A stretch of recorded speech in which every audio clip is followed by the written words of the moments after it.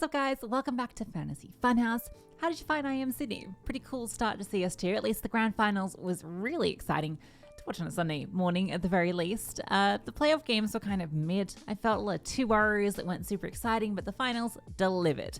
And Liege delivered me a little bit of redemption. Things were not going well for my draft. Obviously I went in on Ents, which I don't think was a bad idea. I think given that almost everyone went in on FaZe, especially in the top 10 of the celebrity leaderboard, which is who I'm versing against, I kind of had to hedge against them. So if it had worked, it would have really paid off. Thankfully, at least Liege saved my draft, got some really good points from him. So very happy because it keeps me in the top 10. That's where I aimed to finish after IM Sydney. It's where I am. And it's only 33 points between number 10 and number 1. And with about 6 or so events left in the season, definitely a chance to jump up the board.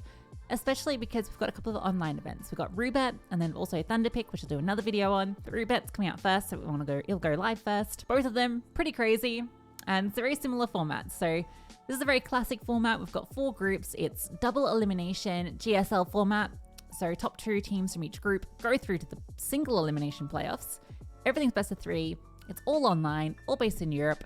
And there's a lot of shenanigans that are going to go down here, right? It's hard to do safe drafts. I think you can do all sorts of crazy drafts here and you can have a lot of fun with it. So I'm going to throw my predictions. Normally I would do like the bracket prediction, but I think playoffs, it's too hard to know where teams will end up in playoffs. So we're just going to focus on 2 teams getting out of groups from each group. I think this is important because if you don't get out of the groups, you've got 3 rounds of negative padding. So really important that you get out of groups. I think with my predictions, there's a few hot takes in here. I'll run you through them. So for Group A, I think Eternal Fire, the most confidence in. They're the team that I think thrives in online. I think given that Heroic's got changes, Aurora's the lowest rated team. Eternal Fire getting out feels pretty good. I think I would rate Fury a second. Obviously, normally it would be Heroic, but we don't even know what that team's going to look like. Maybe we will by the time I publish this, but as I'm recording, don't know. And regardless, you can't draft them anyway. Group B, this is the easiest group to pick. Very clear favorites, Spirit and VP. I don't think 9Z do anything here. They've just lost Tri. They've just lost another player. Movistar got 13-0'd by Spirit the other day, plus it's online where they normally do a little bit better. So it feels very free for Spirit and for VP. I think if you're going to go all in on a team, it's going to be Spirit. Group C, similar story here actually. I think Astralis are the clear strongest team here. They've also been playing a fair bit of CS2. Device tweeted, made it sort of implied that they were playing a lot of CS2. I think Big are obviously a great pick when it comes to the online environment. They're also quite cheap, so I'll get to that in a minute, but I feel like Big are a very good choice. 9 have fallen off. I don't really have confidence in them at the moment. And Apex just got back from Sydney, so also wasn't really impressed by how they played. Don't really want to pick them. Group D, also plagued by people traveling back from Australia. I think particularly Fnatic. Dexter played in the show match, so he only just got back from Sydney. I don't think I'd pick into them because of that. Monty have had a bit more time, plus it's online where I feel like they're going to do really well. So they're the clear favorite in this group, in my opinion. And I actually would throw OG as kind of the dark horse in this group. It's online. They looked pretty good against G2 at Showdown, which was CSGO, but I still feel like this is the kind of place where maybe they could do some upsets, particularly against a weaker Fnatic that have just come back from Sydney, plus an NIP that are maybe going through roster changes. I don't know. I wouldn't pick NIP despite their prices, but they are there if you want them. Before we do the draft itself, I just want to do a quick run through of some players that I think are good to highlight. First off, Astralis' prices are kind of bad. Borup is way too expensive, and Buzz has gone up above 200k, so I don't know if he's a good choice. Probably the best value, maybe Device, obviously at 223 is pretty good. Flame F's a bit too much because you could just go Donk, I feel, but a decent against the grain choice, I guess. Monty's getting quite pricey, which is understandable because they've been doing good. I think Krasn's a good price, so is SDY, I guess, those two. Pretty standard prices at VP. I think Eternal Fire, Zantares, again, wouldn't pick him, but Wicadia, 205, very good choice. Fnatic, again, not really picking into. I think Big have some very nice prices on Tabsid and on Sin, who have both been playing phenomenally lately. I will say that I think Mantu, not worth doing with the AWP role. And Process has gone up about 9k more than I think I'd be comfortable buying him out. I think if he was like 190, he'd be a good choice. NIP, we don't really want to touch, but they are cheap. If you want to go in the risk, Config and Hampus both would fit the headshot and entry fragger, I think. Fury is interesting. I think Yuri is a really good price. 208, he's been performing pretty well, but we haven't seen them in CS2. That said, Furia, CS2, aggression, art, could be a good choice. Could be a sleeper pick.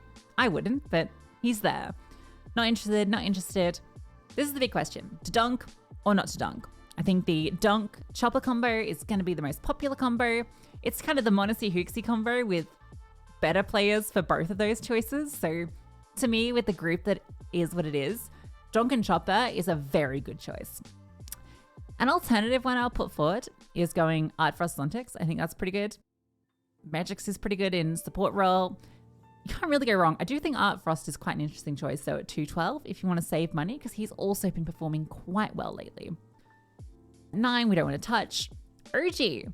Now, I wouldn't go out on their silver players. I think they're a bit too expensive for the quality of player. Maybe Fiku at 188 is interesting. But Nexter and Keto are very cheap if you want a bronze to kind of lift up your draft by enabling you to go the more expensive players. I'd be interested in both of these players. Keto and Headshot Machine, very good. Don't touch Aurora. Don't rate them. Ken's is the only player I'd probably pick on that team, but even still, I don't think they're going to make it out of groups. So for my draft, I'm going to go a 2-1-1-1 draft. I think it's the safest way to do this. And the 2 is obviously going to be on Spirit. I think they're the safe bet of the entire event. And rather than going the Donk Chopper combo, I'm going to go that Art Frost Zontix combo.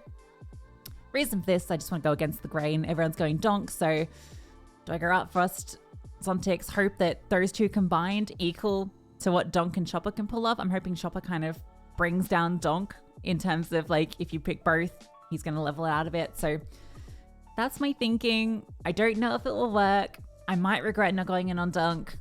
You should probably pick Donk. This guy's got a 1.57 rating in CS2. They've played all the CS2 officials. He's the next big deal. Pick Donk. I'm not going to. Then for my 1-1-1, I think I'm going to start off with a player I highlighted before, Wakadia. I think Eternal Fire's group looks really good. Wakadia has really stepped up. I think he's a really good rifler. Better choice than Voxic because of the rifle role in CS2. I just feel like he's going to do well. Also, Eternal Fire on Bootcamp. That's worth noting. I think he's a great choice because of that. Then we're going to go to Big, who I, again, think have plenty of great choices. I'm going to go Tabson. I think he's the player that's been doing the best in terms of their CS2 performances so far. He's an aggressive rifler, which thrives in CS2. I think he's a good choice. But Sin is also a good choice. I don't think you can go wrong with Big, except if you pick Mantu. I think he's the worst choice here just because he's a bit more expensive and AWPing just ain't it currently. And to round it out, I'm going down to the bronzes and I'm grabbing Nexa. I just feel that there's enough strong riflers here that if OG pull off the upset, get through, Nexa has pretty good performances. I think he's way better than, say, Dexter or any of the other kind of bronzes, Meteor, stuff like that. He's a fragging IGL and OG at the Dark Horse, so this will be the Diabolos. That's that thing that they use in circuses. I don't know. It's going in on Spirit, but with a nice spread of strong riflers.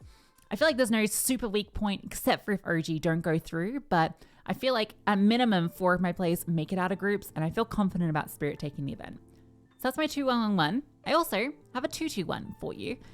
This one's more if you're wanting to go for the 1%er. This would be the draft I go in on. I'm just a bit worried about going in on 2 teams because of the craziness of online. But if I was going to, it would be these 2 teams. And it's going in on Device, and it's going in on Stare. I don't think Borup is worth it at 193. He's way overpriced for his performance, whereas Stare, I think, can actually be a very strong rifler. And I just feel like he's worth that extra 5k, and Buzz is just a little bit out of my price range. So that's my Astralis duo. And then going to obviously look at Spirit, and we can't quite get the same Spirit combo, but we can get a pretty good combo, and that's going to be Zontix and Magix. I feel like Zontix is a very strong player, a bit underrated, kind of goes under the radar because it's on a team with Donk and Art Frost, but very strong player. And I feel like between the 2 of them, they're going to put up good ratings. Spirit's going to go far, and I'm going to ride that wave. I'm just hoping Astralis is what kind of lifts me above. And then for my final pick, we're going back to El Clasico. It's Nexa. I just feel like he's just the best value pick at that price point. You can't go wrong. So that's the Diabolos in the risky, going for the top 1%er, 2-2-1. That's what I'd roll. I really want to know both how you did in IM Sydney, because it was kind of a crazy event, but also what are you cooking up here? Because there's a lot you can do. very curious what people are going for, but as I mentioned, this is what I'm going for. Bit of a spread, hoping for the best, and yeah, good luck. Got the Thunder Pick video coming soon.